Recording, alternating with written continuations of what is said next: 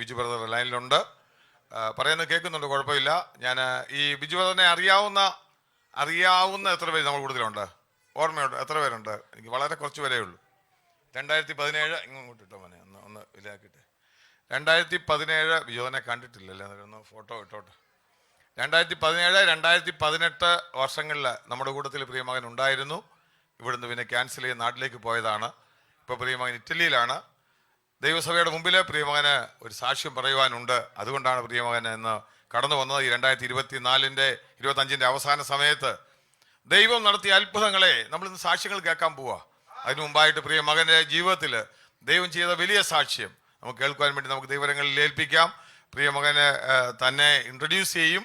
പ്രിയമകൻ്റെ സാക്ഷ്യങ്ങൾ പറയും. നമുക്ക് അനുഗ്രഹമായിട്ട് 30 മിനിറ്റ് 40 മിനിറ്റ് ടൈമുണ്ട്. കർത്താവിൻ്റെ ദാസന് ദൈവം എങ്ങനെ സമയം എത്ര എടുക്കണോ അത്രയും എടുക്കാനുള്ള സാവകാശമുണ്ട്. അതിനായിട്ട് പ്രിയമകനെ ക്ഷണിക്കുകയാണ്.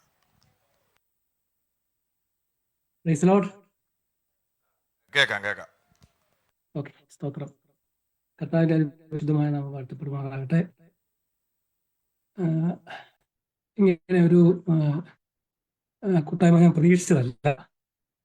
ദൈവത്തിന്റെ കരുണ, ദൈവത്തിന്റെ കൃപ എന്നെ വിട്ടുമാറാതെ എന്നോട് ഇരുന്നതിനായി ഞാൻ ദൈവത്തിന് നന്ദി പറയുന്നു. അതോടൊപ്പം തന്നെ എനിക്ക് വേണ്ടി വലിയ കൈത്താങ്ങായി തീർന്ന സഭയോർത്ത് ദേവദാസനെ, എന്നെ വ്യക്തിപരമായിട്ട് അറിയാവുന്ന പ്രിയ സഹോദരങ്ങളുണ്ട്. പ്രിയമാൻ ബ്രദർ, ജോസ് ബ്രദർ, സീച്ചായൻ, പിന്നെ എനിക്ക് വ്യക്തിപരമായിട്ട് അറിയാവുന്നത് ബ്ലസ്സിയുടെ പപ്പായും മമ്മി, മോൻസിച്ചായൻ, പ്രിയ അനിൽ ബ്രദർ, പിന്നെ വലിയവനായ ദൈവമേ എന്ന് വിളിച്ച് പ്രാർത്ഥിക്കുന്ന ഒരു അച്ചായനുണ്ട്, ജെയ്സ് അച്ചാൻ എന്നാണ് തോന്നുന്നു അച്ചായൻ്റെ പേര്. അച്ചായനെ ഞാൻ ഓർക്കുന്നുണ്ട്. സ്തോത്രം. ഞാൻ ഇടയ്ക്കൊക്കെ അത് ഓർക്കുമായിരുന്നു. വലിയവനായ ദൈവമേ എന്ന് വിളിച്ച് പ്രാർത്ഥിക്കുന്ന ഒരു അച്ചായനുണ്ടല്ലോ. സ്തോത്രം. എനിവേ, സ്തോത്രം. കർത്താവിന് നന്ദി പറയുന്നു. പ്രിയ സൈറ്റാൻ ഓർമ്മിപ്പിച്ചതുപോലെ ഞാൻ 2017-18 എനിക്ക് തോന്നുന്നു 16-ന്റെ കുറച്ചുകൂടെ ഉണ്ടായതെന്ന് തോന്നുന്നു. ഏതാണ്ട് 2 വർഷത്തിന് മുകളിൽ ഞാൻ അജ്മൽ ചർച്ചിലുണ്ടായിരുന്നു. എൻ്റെ ലൈഫിലെ ഇതുവരെയും ഇനിയും ലഭിക്കാൻ സാധ്യതയില്ലാത്ത 2 വർഷങ്ങളായിരുന്നു ആ അജ്മൽ ചർച്ചോട്ടുള്ള എൻ്റെ കൂട്ടായ്മയുടെ സമയം. ഞാൻ നന്ദിയോടെ ദൈവത്തെ ഓർക്കുന്നു, ദൈവത്തെ നന്ദിയോടെ സ്തുതിക്കുന്നു. എനിവേ, നിങ്ങൾ പ്രതീക്ഷിക്കുന്ന ഒരു സാക്ഷ്യമാണോ എന്ന് പറയുന്നതെന്ന് എനിക്ക് അറിയത്തില്ല. സ്തോത്രം. എന്തായാലും സന്തോഷമുള്ള 2 സാക്ഷ്യം ഞാൻ വേഗത്തിൽ പറയാം. അജ്മൽ ചർച്ചുമായിട്ട് ബന്ധപ്പെട്ട 2 സാക്ഷ്യങ്ങളാണ്. ഒന്ന് ഞാൻ അവിടെ ആയിരുന്നപ്പോഴും, ഒന്ന് ഞാൻ അവിടുന്ന് പോകുന്നതിന് ശേഷമാണ്. ഞാൻ യു എ വരുമ്പം എനിക്ക് വർഷങ്ങളായിട്ടുള്ള ഒരു അലർജിയുടെ പ്രശ്നം ഉണ്ടായിരുന്നു.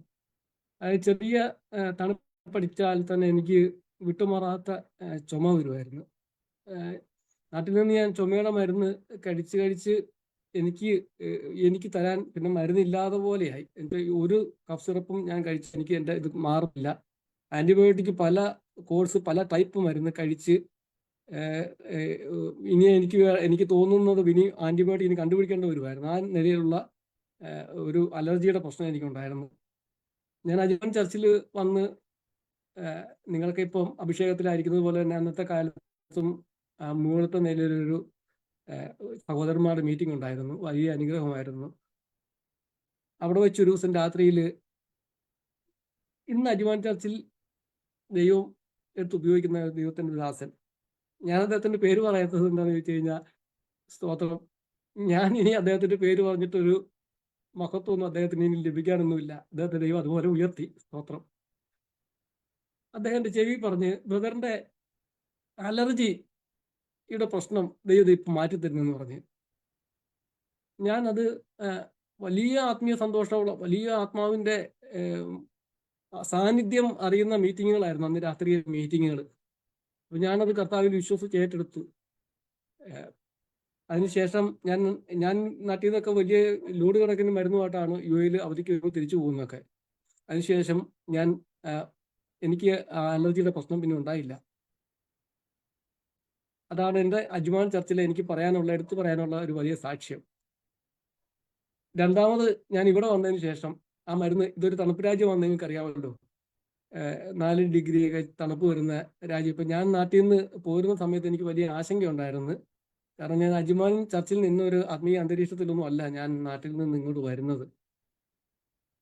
അത് ഞാൻ വഴിയേ പറയാം. അപ്പോൾ എനിക്ക് ഭയങ്കര ആശങ്കയായിരുന്നു. അപ്പോൾ ഞാൻ കുറേ ആന്റിബയോട്ടിക് ഒക്കെ എടുത്തുകൊണ്ടാണ് വന്നത്. കഫ് സിറപ്പും ആന്റിബയോട്ടിക് ഒക്കെ എടുത്തുകൊണ്ട് പോകുന്നു. നാട്ടിൽ വെച്ച് എനിക്ക് ഇതൊന്നും ഇല്ലായിരുന്നു. എനിക്ക് ആരോഗ്യ പ്രശ്നങ്ങളൊന്നും ഇല്ലായിരുന്നു. അന്ന് കർത്താവ് മാറ്റിയത് പിന്നെ വന്നിട്ടേ ഇല്ല. പക്ഷേ ഇത് വലിയ തണുപ്പ് രാജ്യം ആയതുകൊണ്ട് എനിക്ക് ഭയങ്കരമായ ആശങ്ക തോന്നിയിട്ട് ഞാൻ ആന്റിബയോട്ടിക്കും കഫ് സിറപ്പും ഒക്കെ എടുത്തുകൊണ്ട് ഞാൻ വന്നു. ഇവിടെ വന്ന് രണ്ട് സീസണായി. ഇപ്പം രണ്ട് തണുപ്പ് കാലമായി. രണ്ടാമത്തെ തണുപ്പ് കാലം കഴിയാൻ പോവുക. ജനുവരി ഒക്കെ ആകുമ്പോഴത്തേക്ക് തീരും. കർത്താവ് വന്ന് വിടിവിച്ചതാ, സ്തോത്രം. ഇതുവരെ ആ അലർജി എനിക്ക് വന്നിട്ടില്ല.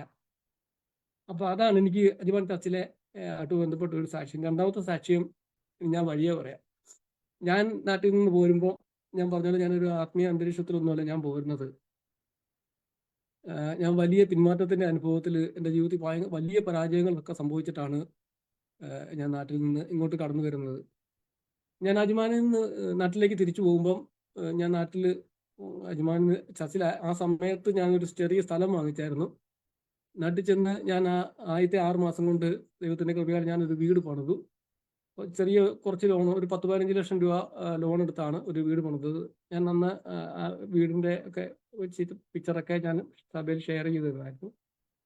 വലിയ സന്തോഷമായിരുന്നു ആ സമയത്തൊക്കെ, വലിയ സന്തോഷമായിരുന്നു. പക്ഷേ കുറച്ച് നാൾ കഴിയും തോറും ആദ്യത്തെ ആ കൂട്ടായ്മയുടെ സന്തോഷമൊന്നും ഇല്ല, നഷ്ടപ്പെട്ടു പോയി. അജ്മാനിലെ സഹോദരന്മാരുമായിട്ടുള്ള കോണ്ടാക്റ്റ് ഇല്ല. അത് ഞാൻ മനഃപൂർവ്വമായിട്ട് ഇടയ്ക്ക് പാസ്റ്ററിനെ വിളിക്കും. പക്ഷേ എനിക്ക് എൻ്റെ പിന്മാറ്റത്തിൻ്റെ അനുഭവത്തിലേക്ക് ഞാൻ പോയപ്പോൾ ഞാൻ പിന്നെ മനഃപൂർവ്വം പാസ്റ്റർ വിളിച്ചാൽ എടുക്കാതെയായി. പിന്നെ എൻ്റെ ആ നമ്പർ ഞാൻ മാറ്റിക്കളഞ്ഞു. പിന്നെ എനിക്ക് യാതൊരു കോണ്ടാക്റ്റും ഇല്ല. ഞാൻ വളരെ വർഷങ്ങൾ എൻ്റെ സ്വന്തം ബുദ്ധിയിൽ ഒക്കെ ആശ്രയിച്ച് ഞാൻ ജീവിക്കാൻ തുടങ്ങി. എനിക്ക് ബാധ്യതയുണ്ട്, ലോണുണ്ട്, മക്കളെ പഠിപ്പിക്കണം. അപ്പോൾ എനിക്ക് കുറച്ചുകൂടി വരുമാനം വേണം. അപ്പോൾ ഞാൻ ആ തരത്തിലൊക്കെ ആലോചിക്കാനൊക്കെ തുടങ്ങി. ആ സമയത്ത് ഇൻവെസ്റ്റ് ചെയ്യാനായിട്ട് പൈസയൊന്നുമില്ല. ആ സമയത്ത് ഞാൻ പ്രാർത്ഥിക്കും. പക്ഷേ എനിക്ക് ദൈവമായിട്ടുള്ള ഒരു മകൻ എന്നുള്ളൊരു ബന്ധത്തിലൊന്നുമല്ല. സകല മനുഷ്യരും ദൈവത്തെ വിളിച്ച് പ്രാർത്ഥിക്കുന്നത് പോലെ വേറെ ഒരു ദൈവത്തെ വിളിക്കത്തില്ല. അറിയാവുന്ന ദൈവത്തെ വിളിക്കുള്ളൂ. പക്ഷെ മകൻ എന്നുള്ളൊരു ബന്ധം എനിക്കില്ല. എനിക്കറിയാം അത്.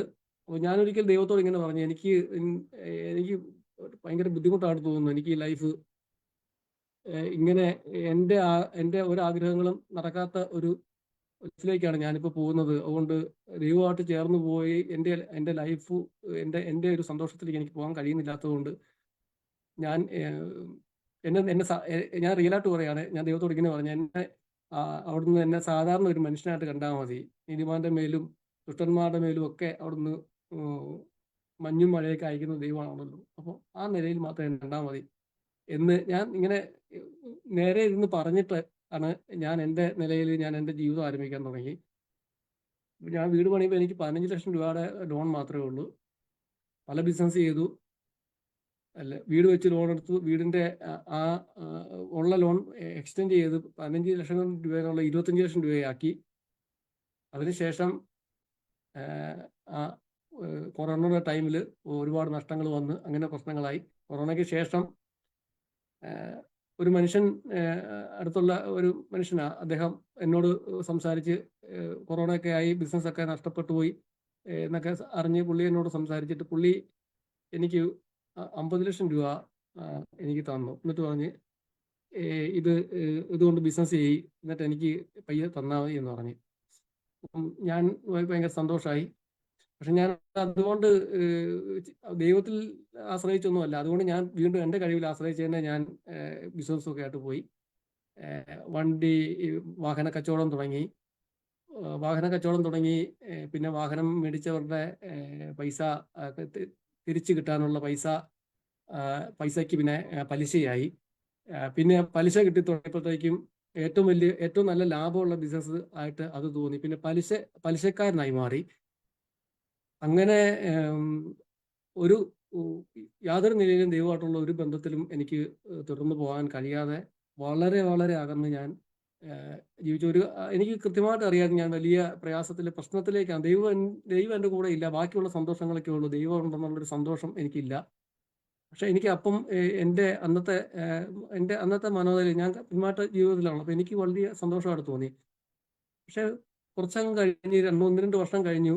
2017 ഞാൻ തിരിച്ചു പോകുന്നത്. 2018 വീടൊക്കെ വെച്ചു, എല്ലാം കഴിഞ്ഞു. 2019 തൊട്ട് ഈ വാഹന കച്ചവടവും അതുമായിട്ട് ബന്ധപ്പെട്ട പലിശ ഇടപാടുകളും ഒക്കെ ആയിട്ട് ഇങ്ങനെ പോയി. അത് പതിയെ പതിയെ പതിയെ നഷ്ടത്തിലേക്ക് പോകാൻ തുടങ്ങി. അവസാനം വീടിന്റെ ലോൺ വീണ്ടും എക്സ്റ്റെൻഡ് ചെയ്തു. അത് 32 ലക്ഷം രൂപയാക്കി. ഈ 50 ലക്ഷം രൂപ മേടിച്ച ആളുടെ പൈസ തിരിച്ചു കൊടുക്കാൻ പറ്റുന്നില്ല. ഞാൻ മാസം മാസം കൊടുത്തോണ്ടിരിക്കുവായിരുന്നു, അത് കൊടുക്കാൻ പറ്റാതെയായി. എനിക്ക് ഒരുപാട് പേര് പൈസ തരാനുണ്ട്. ഈ പലിശയ്ക്ക് കൊടുത്ത ഇനത്തിൽ വണ്ടി വിറ്റ് ഒരുപാട് പൈസ എനിക്ക് നഷ്ടപ്പെട്ടു.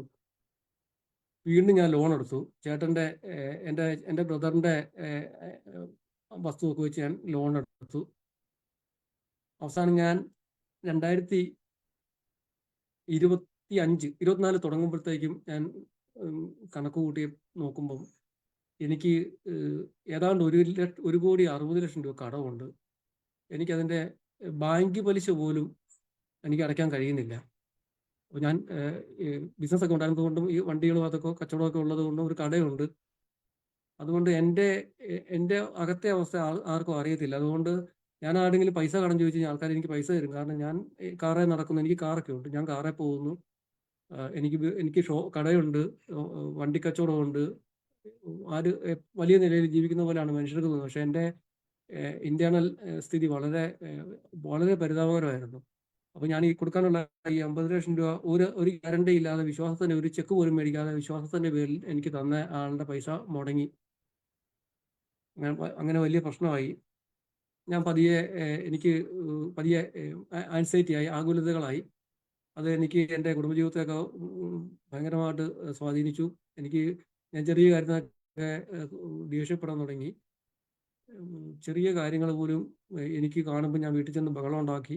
പിള്ളേരോടും എൻ്റെ വൈഫിനോടും ഒക്കെ ഭയങ്കര ഒരു വല്ലാത്തൊരു അന്തരീക്ഷത്തിൽ അതിലുള്ള എല്ലാ സന്തോഷവും നഷ്ടപ്പെട്ടു.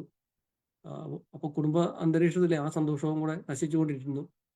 അപ്പോൾ ഞാൻ ബുദ്ധിയുള്ള സമയത്ത് ഞാനിങ്ങനെ ചിന്തിച്ചു, എന്നെ എനിക്കിങ്ങനെ പറ്റിയെന്ന് ചിന്തിച്ചപ്പോൾ എനിക്ക് മനസ്സിലായി ഈ സാമ്പത്തിക ബാധ്യതയാണ് ഇതിൻ്റെ എല്ലാം പ്രശ്നം. അപ്പോൾ ഞാൻ ദൈവത്തിലേക്ക് നോക്കുന്നില്ല. ഞാൻ എന്നെ തന്നെ ആശ്രയിച്ചാണ് ഞാൻ പിന്നെയും മുന്നോട്ട് പോകുന്നത്. സാമ്പത്തികമായിട്ടുള്ള ഈ പ്രശ്നം മാറാനായിട്ട് എനിക്ക് എന്തെങ്കിലും ഒരു വഴി കണ്ടുപിടിക്കണം. അങ്ങനെ ഞാൻ ചിന്തിച്ചു. അപ്പം എനിക്ക് ഈ 50 ലക്ഷം രൂപ കടം തന്നയാൾ ഞാനൊരു ആൻസൈറ്റിയുടെ ഇതിലേക്ക് പോയി. ഞാൻ പോയി ഡോക്ടറെ കണ്ടു. ഡോക്ടർ എന്നോട് പറഞ്ഞ് കൗൺസിലിങ്ങിന് പോകാൻ പറഞ്ഞു. അപ്പം ഞാൻ പറഞ്ഞ് എനിക്ക് കൗൺസിലിംഗ് ഒന്നും ഏക്കത്തില്ല. കാരണം ഞാൻ മറ്റുള്ളവരെ വേണമെങ്കിൽ കൗൺസിൽ ചെയ്യാൻ അതിനുള്ള ബുദ്ധിബോധമൊക്കെ എനിക്കുണ്ട്. പക്ഷേ മാഡം പറയുന്ന ഒരു ലേഡി ഡോക്ടറായിരുന്നു. മാഡം പറയുന്ന പോലെ കൗൺസിലിങ്ങിന് കൊണ്ടൊന്നും ഇത് എനിക്ക് മാറത്തില്ല. ഞാൻ ചെയ്യുന്നതെന്ന് എനിക്ക് കൃത്യമായിട്ട് അറിയാം. ഞാൻ എന്തിനാണ് ദേഷ്യപ്പെടുന്നത്? ഞാൻ ദേഷ്യപ്പെടുന്നതല്ല, ഞാൻ ന്യായമായ കാര്യത്തിനാണ് ദേഷ്യപ്പെടുന്നത്. ഞാൻ വീട്ടിൽ ചെല്ലുമ്പോൾ എന്തെങ്കിലും ഡിസോർഡർ ആയിട്ട് കിടക്കുന്ന കണ്ടാൽ ഞാൻ ദേഷ്യപ്പെടും. അതെന്റെ റൈറ്റ് ആണെന്നാണ് ഞാൻ വിചാരിക്കുന്നതെന്ന് പറഞ്ഞു. അപ്പം അവരെന്നോട് അത് നിങ്ങളുടെ റൈറ്റ് അല്ല, നിങ്ങളെ പോലെ തന്നെ മറ്റുള്ളവർക്കും റൈറ്റ് ഉണ്ട്. ഞാൻ പറഞ്ഞു, പക്ഷെ ഞാനാണ് അവർക്ക് ചെലവിന് കൊടുക്കുന്നത്, ഞാനാണ് ആ വീടിന്റെ ഉത്തരവാദിത്വം എല്ലാം ഏറ്റെടുക്കുന്നത്, ആ വീടിന്റെ രാജാവ് ഞാനാ. അപ്പം പുള്ളിക്കാരത്തി പിന്നെ എന്നോടൊന്നും പറഞ്ഞു. ഞാൻ എനിക്ക് മെഡിസിൻ വേണമെന്ന് പറഞ്ഞു. അങ്ങനെ അവരെനിക്ക് മെഡിസിൻ തന്നു. അപ്പോൾ നിങ്ങൾക്ക് അറിയാവുന്ന എനിക്കറിയത്തില്ല, ഈ മാനസിക രോഗങ്ങൾക്ക് മെഡിസിൻ കൊടുത്തു കഴിഞ്ഞാൽ നമുക്ക് പെട്ടെന്നൊന്നും നമുക്ക് മാനസിക രോഗം പരിശോധിച്ച് കണ്ടുപിടിക്കുന്നതല്ല. ലക്ഷണം നോക്കി ബ്ലഡ് പരിശോധിച്ചോ അല്ലെങ്കിൽ സ്കാൻ ചെയ്തോ എക്സ്റേ എടുത്തൊന്നും കണ്ടുപിടിക്കുന്നതല്ല ഈ മാനസിക രോഗം. മാനസിക രോഗം ഡോക്ടർ അവരുടെ അനുഭവം വെച്ചാണ് ചികിത്സിക്കുന്നത്. അപ്പം ആദ്യം ഒരു മരുന്ന് തന്നു. ആ മരുന്ന് ശരിയായ അത് കണ്ടിന്യൂ ചെയ്യാൻ പറയും. ആ മരുന്ന് 2 ആഴ്ച കഴിച്ച് ഒരു രക്ഷയില്ല. എനിക്ക് ആ മരുന്ന് തന്ന ഡോക്ടറോട് ദേഷ്യമായി. എനിക്ക് ഇതിന്റെ വാസ്തവം അറിയത്തില്ല, ഇങ്ങനെയാണ് മാനസിക രോഗം ചികിത്സിക്കുന്നത് എനിക്ക് അറിയത്തില്ല. പക്ഷെ ഞാൻ വിചാരിക്കുന്നു ഇവർക്ക് എന്ത് ഡോക്ടറാ അത്. എനിക്ക് ആൻസൈറ്റി കൂടി പോയിട്ട് ഞാൻ ഡിപ്രഷനിലേക്ക് പോയി. എനിക്ക് രാത്രിയിലൊന്നും ഉറങ്ങാൻ പറ്റുന്നില്ല. ഞാൻ ഒരു സ്ഥലത്തേക്ക് ഇങ്ങനെ നോക്കി നിന്ന് കഴിഞ്ഞാൽ മുതലയൊക്കെ ഇങ്ങനെ ഇരിക്കുന്ന പോലെ 2-3 മണിക്കൂറൊക്കെ ജനൽ വഴി ഇങ്ങനെ പുറത്തേക്ക് നോക്കി നിൽക്കും. അത്രത്തോളം ഡേഞ്ചറായി എൻ്റെ അവസ്ഥ. അപ്പം ഞാൻ ആ ഡോക്ടറെ അടുത്തൊന്ന് മാറി വേറെ ഡോക്ടറെ അടുത്ത് പോയി. ആ ഡോക്ടറെ അടുത്ത് ഞാൻ ചെന്നപ്പം എനിക്ക് ആ ഡോക്ടർ അയാളുടെ ബോർഡിൽ അയാൾ സമയം എഴുതി വെച്ചിട്ടുണ്ട്. 4:30 തൊട്ട് 5:30 വരെ അയാൾ കൺസൾട്ടിങ് ഉണ്ടെന്ന് എഴുതി വെച്ചിട്ടുണ്ട്. ഞാനത് നേരത്തെ തന്നെ കണ്ടുപിടിച്ച് 4 മണിക്ക് അവിടെ പോയി ഇരിക്കുക. 4:30 ആയി, 4:30 ആയിട്ട് ഡോക്ടർ വരുന്നില്ല. 5 ആയി, 5 ആയിട്ടും ഡോക്ടർ വരുന്നില്ല. 5 കഴിഞ്ഞപ്പം എനിക്ക് ഭയങ്കരമായിട്ട് ദേഷ്യം വന്നു. ദേഷ്യം, എൻ്റെ വൈഫ് എൻ്റെ കൂടെയുണ്ട്. എൻ്റെ വൈഫ് എന്നെ ഇങ്ങനെ തുടയിൽ ഇങ്ങനെ തട്ടുക, അടങ്ങെന്ന് പറഞ്ഞ് തട്ടുന്നുണ്ട്. ഞാൻ ഈ ഡോക്ടർ വന്നപ്പോൾ തന്നെ ഞാൻ ആദ്യം ചോദിച്ചത്, സാറ് ഒരു ഒരു യാതൊരു സമയനിഷ്ഠ ഇല്ലാത്ത, ഒരു കൃത്യനിഷ്ഠ ഇല്ലാത്ത ഒരാളാണല്ലോ. ഞാൻ ഞാൻ മെഡിക്കൽ കോളേജ് വന്നതല്ലല്ലോ. ഞാൻ സാറിന് സൗകര്യത്തിന് ചികിത്സിക്കാൻ വന്ന ആളല്ല. സാർ ഇവിടെ എഴുതി വെച്ചിരിക്കുന്ന കണ്ടിട്ടാണ് ഞാൻ വന്നത്. സാർ 5:30 വരുവുള്ളെങ്കിൽ സാർ 5:30 അവിടെ എഴുതി വെക്കാൻ പറഞ്ഞു. അപ്പൊ തന്നെ എൻ്റെ രോഗത്തിന്റെ ഏതാണ്ടൊരു കാര്യം പുള്ളിക്ക് മനസ്സിലായെന്നാണ് തോന്നുന്നത്. പുള്ളി ആ നീരസമൊന്നും കാണിക്കാതെ എന്നെ നോക്കി പുള്ളി ഒരു മരുന്ന് തന്നു. അപ്പം ആ മരുന്ന് ഞാൻ 2 ആഴ്ച കഴിച്ചു. ആ മരുന്ന് കഴിച്ചിട്ടും ഒരു പ്രയോജനമില്ല. മൂന്നാമത് വേറെ ഡോക്ടറെ അടുത്ത് പോയി. അപ്പോൾ ആ ഡോക്ടർ വലിയ പേര് കേട്ട ഡോക്ടറാണെന്ന് പറഞ്ഞാൽ അവിടെ ചെന്ന് ആ ഡോക്ടറെ മരുന്ന് 1.5 മാസത്തോളം കഴിച്ചു. പക്ഷേ എൻ്റെ ഈ ആൻസൈറ്റിക്ക് ഒരു കുറവും വന്നില്ല. അതിനുശേഷം 2 ഡോക്ടർമാരെ അവിടെ കണ്ടു. അവസാനം ചാലക്കുടി തൃശ്ശൂരുള്ള ഡോക്ടറെ കണ്ടു. ഓൺലൈൻ വഴി കണ്ടു. ആ ഡോക്ടർ ഇത്രയും റെഫറൻസ് ഉണ്ടായിരുന്നുകൊണ്ടാണോ എന്നറിയത്തില്ല, ആ ഡോക്ടർ തന്ന മരുന്നിൽ എനിക്ക് കുറച്ച് ആശ്വാസം കിട്ടാൻ തുടങ്ങി. എന്ന് വെച്ചാൽ എനിക്ക് ഉറങ്ങാനൊക്കെ പറ്റും. പക്ഷേ ആ മരുന്ന് കഴിച്ചു തുടങ്ങിയപ്പോൾ പിന്നെ എനിക്ക് ജോലിയൊന്നും ചെയ്യാൻ മേലാതെയായി. കാരണം എനിക്ക് 10, 16, 18 മണിക്കൂറൊക്കെ ഉറങ്ങണം ഒരു ദിവസം. ഈ അവസ്ഥയിൽ ഞാൻ ദൈവത്തെ വിളിക്കുന്നില്ല കേട്ടോ. അത് പ്രത്യേകം നമ്മൾ ശ്രദ്ധിക്കേണ്ട കാര്യമാണ്. ഞാൻ അപ്പോഴും ഈ മരുന്നിലൊക്കെ ആശ്രയിച്ച് മാറും എന്നുള്ള വിചാരത്തിൽ ഇരിക്കുക. അങ്ങനെ 2024 മുഴുവനും ഞാൻ മരുന്ന് കഴിച്ചു. 2023 മുഴുവനും മരുന്ന് കഴിച്ചു. 2024 ജനുവരി ഫെബ്രുവരി ഒക്കെ ആയപ്പോൾ ഞാൻ കുറച്ച് ബോധമൊക്കെ വന്നപ്പോൾ ഞാൻ ചിന്തിച്ചു എന്തെങ്കിലും ഇത് ഓവർകം ചെയ്യാൻ വേണ്ടി എന്തെങ്കിലും ചെയ്യണം. അപ്പോൾ ഞാനിങ്ങനെ എനിക്ക് പൈസ തന്ന ആള് ഇങ്ങനെ പ്രശ്നങ്ങളായി. അപ്പോൾ ഞാനീ പോയി കടയിലൊക്കെ പോയി നിൽക്കുമ്പോൾ പലരും എന്നോട് ചോദിച്ചു തുടങ്ങി, ഇത് എന്നാ പറ്റി, നിനക്ക് എന്നാ പറ്റിയെന്ന് ചോദിച്ചു തുടങ്ങി. ഞാൻ എൻ്റെ മുഖത്തേക്ക് നോക്കിയാൽ തന്നെ ആൾക്കാർക്ക് തിരിച്ചറിയാവുന്ന ഒരു രീതിയിലേക്ക് എൻ്റെ രോഗം വളരെ ഗുരുതരമായി. അപ്പോൾ ഞാൻ അത് കഴിഞ്ഞപ്പോൾ ഞാൻ ചിന്തിച്ചു, ഈ ബോധമുള്ള സമയത്ത് ഞാൻ ചിന്തിക്കും എനിക്കിങ്ങനെ ഒരു പ്രശ്നമാണ്, എനിക്കൊരു മകളുണ്ട്, ഒരു മകനുണ്ട്, അവരുടെയൊക്കെ ഭാവി എന്തായി തീരും എന്നൊക്കെ ഞാൻ ഇങ്ങനെ ചിന്തിച്ച് അങ്ങനെ ഞാൻ കടയിൽ പോകാതെയായി. ഞാൻ കടയിൽ പോകാതെ വീട്ടിൽ തന്നെയായി. ശരിക്കും ഒരു മാനസിക രോഗിയുടെ അവസ്ഥയിലേക്ക് ഞാൻ പയ്യെ പോയി. 2024 ഞാൻ മെഡിസിനെ കുറച്ച് കഴിച്ചു. എനിക്ക് കുറച്ച് ഒരു ആശ്വാസമൊക്കെ കിട്ടി. അതായത് ഞാൻ എൻ്റെ മനസ്സിലിങ്ങനെ വിചാരിച്ചു, ഇവിടെ നിന്നിട്ട് എനിക്ക് ഒരു രീതിയിലും എനിക്ക് ഓവർകം ചെയ്യാൻ കഴിയത്തില്ല. അതുകൊണ്ട് ഞാൻ പുറത്തേക്ക് എങ്ങാനും പോകാൻ വേണ്ടിയുള്ള കാര്യങ്ങൾ ആലോചിച്ചു. അപ്പോൾ എൻ്റെ ഒരു ഫ്രണ്ട്, എൻ്റെ കൂടെ പണ്ട് ചെറുപ്പത്തിലെ ഒക്കെ കളിച്ച് നടന്ന ഒരു ഫ്രണ്ട്, അദ്ദേഹം ഇറ്റലിയിലായിരുന്നു. 10 വർഷമായിട്ട് ഇറ്റലിയിലാണ്. അപ്പോൾ ഞാൻ അവനോട് ചോദിച്ചപ്പോൾ, എടാ അങ്ങനെ നമുക്കൊരാളെ അങ്ങനെ കൊണ്ടുപോകാനൊന്നും പറ്റത്തില്ല, അത് ഗൾഫ് പോലൊന്നും അല്ല, യൂറോപ്പിലേക്കൊന്നും അങ്ങനെ ആരെയും കൊണ്ടുപോകാൻ പറ്റത്തില്ല. പിന്നെ ആകെ ഉള്ളൊരു മാർഗം, എനിക്കൊരു ടൂറിസ്റ്റ് വിസ എടുത്ത് വരാമെങ്കിൽ ഞാനിവിടെ വന്നാൽ നിനക്ക് എവിടെയെങ്കിലും താമസിക്കാനുള്ളൊരു സ്ഥലവും എടുത്തു തരാം, അതിനുള്ള പൈസയൊക്കെ നീ കൊണ്ടുവരണം, എവിടെയും ചെറിയ ജോലിയൊക്കെ കിട്ടും. ജോലി നിങ്ങൾ കെയർ ടേക്കർ ജോലിയേ ഉള്ളൂ ഇറ്റലി കിട്ടുകയുള്ളൂ. അത് വളരെ ഡിഫിക്കൽട്ടാണ്, നിനക്കത് ചെയ്യാൻ പറ്റുമെന്ന് നീ ഇവിടെ നിന്ന് പ്രിപ്പയർ ആയിട്ടേ ഉള്ളൂ വരാവുള്ളൂ, അല്ലെങ്കിൽ പലരും ആ ജോലി അവിടെ ചെയ്യാൻ പറ്റാതെ തിരിച്ചു പോകുന്നുണ്ടെന്ന് പറഞ്ഞു. ഞാൻ പിന്നെ ഒന്നും ആലോചിച്ചില്ല, അതിനുവേണ്ടി പ്രിപ്പയർ ചെയ്യാൻ തുടങ്ങി. അപ്പം ഒരു വിസിറ്റ് വിസ കിട്ടുക എന്ന് പറഞ്ഞാൽ വളരെ ബുദ്ധിമുട്ടാണ്. 6 ലക്ഷം രൂപ 7 ലക്ഷം രൂപയൊക്കെയാണ് ഒരു വിസിറ്റ് വിസയ്ക്ക് ഏജൻസി ചോദിക്കുന്നത്. അന്നേരം ഞാൻ ആ സമയത്ത് ഞാൻ ദൈവത്തെ വിളിച്ചെന്ന് പറഞ്ഞാൽ, ഞാൻ പറഞ്ഞല്ലോ എനിക്ക് ദൈവമായിട്ട് ഈ മകൻ എന്നുള്ളൊരു ബന്ധമില്ല. എനിക്ക് ദൈവമായിട്ട് ദൈവം എല്ലാവരുടെയും ദൈവം എന്നുള്ളൊരു ബന്ധം മാത്രമേ ഉള്ളൂ. അപ്പോൾ ഞാൻ അന്നേരം ദൈവത്തെ വിളിച്ചു, ദൈവമേ എന്നെ സഹായിക്കണമെന്ന് പറഞ്ഞു. അതിനുശേഷം എനിക്കൊരു ധൈര്യം കിട്ടി. ഞാൻ ഈ പൈസ ഒന്നും കൊടുക്കാൻ എൻ്റെ ഇല്ലായിരുന്നു. അപ്പോൾ ഞാൻ ഓൾറെഡി ബിസിനസ്സൊക്കെ ചെയ്യുന്നത് കൊണ്ടും ഈ മുമ്പ് ബിസിനസ്സൊക്കെ ചെയ്ത് ഇതിൻ്റെ ഈ ട്രാക്കൊക്കെ എനിക്കുള്ളത് കൊണ്ടും ഞാൻ അതെല്ലാം എടുത്ത് കളക്ട് ചെയ്തു. എൻ്റെ ഒരു ഫ്രണ്ടിൻ്റെ സഹായത്തോടു കൂടി ഇതിൻ്റെ ഈ വിസിറ്റ് വിസയുടെ റിക്വയർമെൻറ്റ്സ് ഒക്കെ കണ്ടുപിടിച്ചു. ഞാൻ എൻ്റെ ഒരു ഫ്രണ്ടിൻ്റെ സഹായത്തോടു കൂടി ഞാൻ ഈ ഒരു വിസിറ്റ് വിസയ്ക്ക് അപേക്ഷിച്ചു. എനിക്ക് ചെന്നൈയിലാണ് VFS അപ്പോയിൻമെൻറ്റ് കിട്ടി. ഞാൻ ചെന്നൈയിൽ ഈ VFS കൊണ്ട് ചെല്ലുമ്പോൾ അവിടെ ഇരുന്നൊരു പെങ്കൊച്ച് എന്നോട് ചോദിച്ചു, അവിടെ ഇരിക്കുന്ന ഒരു ചെറിയ വെച്ചായിരുന്നു, എന്നോട് ചോദിച്ചു ഈ സപ്പോർട്ടിങ് എവിഡൻസ് ഒക്കെ ഇത്രയൊക്കെ ഉള്ളൂ എന്ന് ചോദിച്ചു. അപ്പോൾ ഞാൻ പറഞ്ഞ് അത്രയേ ഉള്ളെന്ന് പറഞ്ഞു. അപ്പം അവർ പറഞ്ഞ് ഇത് ഇത്രയും വെച്ച് ഇത് അപ്ലൈ ചെയ്യണോ, കാരണം 10,000-10,000 രൂപ ഇനി എംബസിയിലെ ചാർജ് അടയ്ക്കണം. അപ്പം ആ നിലയിൽ എന്നെ ഒന്ന് നിരുത്സാഹപ്പെടുത്തുന്ന പോലെ എനിക്ക് തോന്നി. പെട്ടെന്ന് എൻ്റെ മനസ്സിലേക്ക് വന്ന ഒരു വചനമായിരുന്നു, സദൃശവാക്യങ്ങളാണ്, രാജാക്കന്മാരുടെ ഹൃദയം യഹോവയുടെ കയ്യിൽ നീർത്തോട് കണക്കെ ഇരിക്കുന്നു, അവനത് ഇഷ്ടമുള്ളിടത്തേക്ക് തിരിക്കുന്നെന്ന്. ഞാൻ ആ വാക്യം ഓർത്തു ദൈവത്തോട് പ്രാർത്ഥിച്ചു, ദൈവമേ, എൻ്റെ അവസ്ഥ ഇതാണ്. ഉം, എനിക്ക് എൻ്റെ മനസ്സിൽ ഒത്തിരി വാക്യമൊക്കെ ഉണ്ട്. ഞാൻ ഒത്തിരി നാൾ ബൈബിൾ വായിച്ചിട്ടുണ്ട്, ഒത്തിരി നാൾ പള്ളിയിൽ പോയിട്ടുണ്ട്. ഞാൻ ഈ വാക്യം ഓർത്ത് എൻ്റെ മനസ്സിൽ അത് ഓർത്ത് ഞാൻ പ്രാർത്ഥിച്ചു. എന്നിട്ട് ഞാനത് കൊടുത്തു. എനിക്ക് ഏഴാമത്തെ ദിവസം എനിക്ക് വിസ കിട്ടി. ഞാൻ ദൈവത്തിനോട് നന്ദിയൊക്കെ പറഞ്ഞു. പക്ഷെ ഞാൻ ദൈവത്തോട് അടുത്തൊന്നും ചെന്നില്ല. ഞാൻ അങ്ങനെ ഇവിടെ വന്നു, ഇറ്റലി വന്നു. ഇറ്റലി വന്നിട്ട് എനിക്ക് ഞാൻ റോമിൽ വന്നു. റോമിൽ നിന്ന് നാപ്പിൾ എന്ന് പറഞ്ഞൊരു സ്ഥലത്തിനടുത്തൊരു ഒരുപാട് ഈ കുഗ്രാമത്തിലായിട്ട് ഒരു വീട്ടിലാണ് എനിക്ക് ജോലി കിട്ടുന്നത്. ആ ജോലി ഒരു വീട്, ആ വീട്ടിൽ ഒരു അപ്പച്ചനും അമ്മച്ചിയും ഉണ്ട്. ഇവർ രണ്ടുപേരെ ഞാൻ നോക്കണം. ഞാൻ ഇതുവരെ അങ്ങനെ ഒരു ജോലി ചെയ്തിട്ടില്ല. പക്ഷെ എൻ്റെ ആവശ്യം കൊണ്ടും എനിക്ക് ഇതല്ലാതെ വേറൊരു മാർഗ്ഗം ഇല്ലാത്തതുകൊണ്ടും ഞാൻ ഇങ്ങോട്ട് വന്നതാണ്. ചെയ്യാമെന്ന് വിചാരിച്ച് തന്നെയാണ് ഇങ്ങോട്ട് വന്നത്. പക്ഷെ ഇതുപോലൊരു ഡിഫിക്കൽട്ട് ആയിട്ടുള്ള ഒരു ജോലി എനിക്ക് എൻ്റെ ജീവിതത്തിൽ ഞാൻ സങ്കല്പിച്ചിട്ട് പോലുമില്ല. ഇതൊരു കോമ്പൗണ്ട് വാളുള്ള ഒരു വീടാണ്, 3 നിലയുണ്ട്. എനിക്ക് ഈ കോമ്പൗണ്ട് വാൾ വിട്ട് പുറത്തു പോകാൻ പറ്റത്തില്ല. അവരുടെ മക്കൾ, ഈ അപ്പച്ചന്റെ അമ്മച്ചിയുടെ മക്കൾ ആരെങ്കിലും വരാതെ എനിക്ക് പുറത്തോട്ടൊന്ന് ഗേറ്റിന് പുറത്തിറങ്ങാൻ പറ്റത്തില്ല. ഇവിടെ കടകളില്ല, ഒന്നുമില്ല. ഒരു വിജനമായ ഒരു ഏരിയ, വളരെ കുറച്ച് വീടുകൾ മാത്രം, തൊട്ടടുത്ത് കടലും. അപ്പൊ എനിക്ക് ആദ്യത്തെ 1-2 ആഴ്ച കൊണ്ട് തന്നെ എനിക്ക് ഭയങ്കര പ്രശ്നമായി. കാരണം ഞാനൊരു പ്രതീക്ഷയോടുകൂടി എൻ്റെ മുമ്പിൽ ഒരു വഴി തുറന്നപ്പോൾ എനിക്ക് മാനസികമായിട്ട് ഒരു ഉല്ലാസമൊക്കെ കിട്ടിയായിരുന്നു. എൻ്റെ അസുഖമൊക്കെ മാറിയല്ലോ എന്നൊക്കെ ഞാൻ വിചാരിച്ചു.